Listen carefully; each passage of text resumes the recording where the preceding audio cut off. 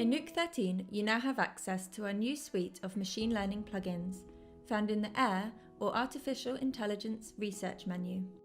In this video, we're going to talk about the Copycat node. This node replicates custom effects by learning from a set of training images. The key concept here is that you'll feed the node a small number of before and after images, and then the node will do the hard work by learning how to copy the transformation to get from one to the other, saving you a lot of time. Copycat has a neural network inside it. You can think of a neural network as a set of magic numbers or weights that are used to process your input image to produce an output image. But what are these weights? Well, at first, they're just random numbers, which means that your output image will also be random. The aim of Copycat is to train the neural network, that we'll also refer to as our model, to find the perfect weights to make the input images look like the output images that you want. The way we do this is by feeding Copycat pairs of before and after images, or as we call them, input and ground truth images.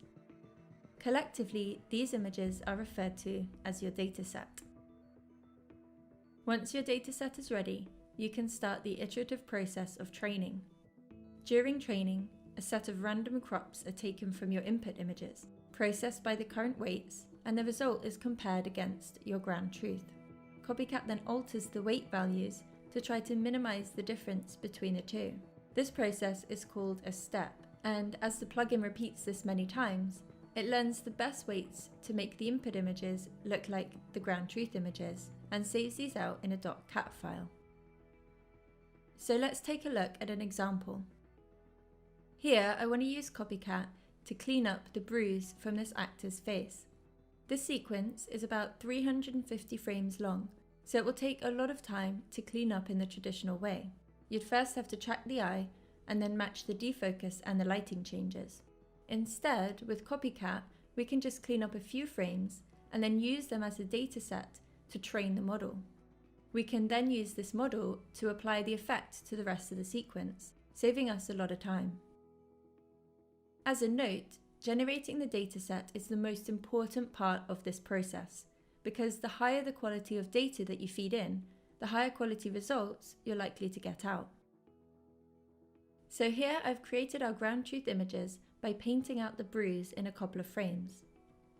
These frames don't need to be consecutive, but they should cover the changes within the sequence. For example, I've chosen this frame with a shadow over the bruise, and this frame without. Then I've connected them to an append clip node to combine the separate images into a single sequence. As you can see, the input frames have also been piped into a matching append clip node. Be aware that you need to make sure the order of the input and ground truth sequences match, otherwise you'll run into problems later. So now we need to create a Copycat node and connect the input pipe to the input images and the ground truth pipe to the ground truth images.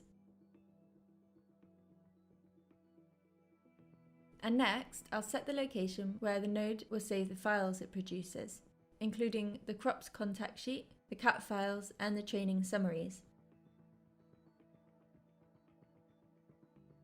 Now before starting the training, I'll set the epochs, which is how many times the Copycat node goes through the dataset before stopping. And now we're ready to start training. But before that, I'm just going to show you a few more options. Firstly, you can see the info knob, where you'll be able to see details like which channels Copycat will use from the input and ground truth images. It will automatically pick whichever channels are in the upstream pipes. So if you do need to change this, you can use the shuffle or remove node. You can also see the batch size, which is the number of input and ground truth image pairs that you train with at each step. By default, this is set automatically based on your hardware resources. However, it can also be set manually in the Advanced tab, and I'll go through those options in a moment. And finally, you can see the total number of steps, which is how many training steps it will take to complete the epochs. So if you'd like to have more control over your training, you can open up the Advanced tab, where you'll find a bunch of extra options to play with. Starting from the top, you have the initial weights drop down, This is very useful for tuning the result of a previously trained model to a new sequence. As you can see, you can choose between a checkpoint or pre-trained models such as deblur or upscale. If you select checkpoint, then you'll need to use the file browser to select a previously saved cat file. The deblur and upscale options allow you to tailor the results of these pre-trained networks to your own footage, or they can be used as a good starting point for similar tasks. Next, we have the model size drop-down, and this knob allows you to select 3 different sizes for the model architecture: large, medium, and small. The larger the model, the more complicated the tasks CopyCat can learn. However, it will take longer to train and use more GPU memory. So for this example, I'm going to select a large model. Next, you have the batch size, which, as I said earlier, is set to auto by default, but you can click and change it to manual and then enter the batch size that you want. Next, we have the crop size. This is the size of the random crops that are selected from each image at each step.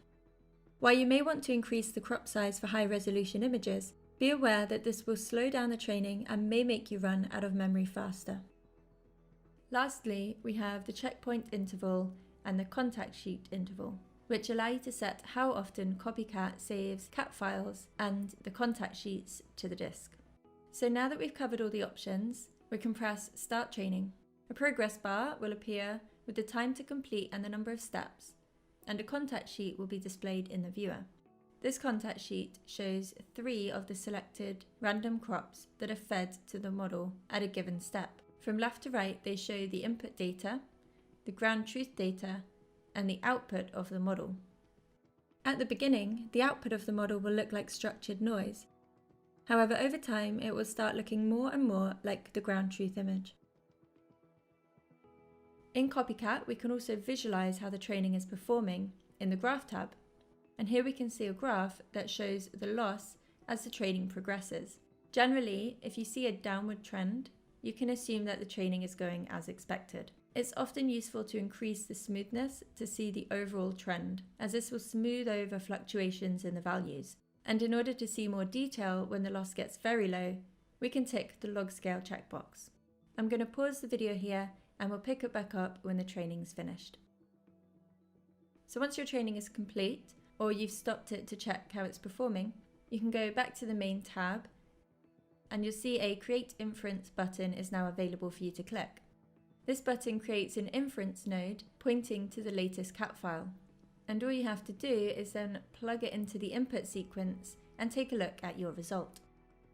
To speed up the rendering time, you can tick the Optimize for Speed and Memory checkbox. However, in some training, this may produce artifacts, so keep that in mind just in case you see some strange results. Alternatively, if you'd like to set up the inference node by yourself, all you need to do is create an inference node, navigate to your data directory folder and select the cat file that you're happy with. Keep in mind that the latest cat file is not always the best one, so you may want to experiment with these.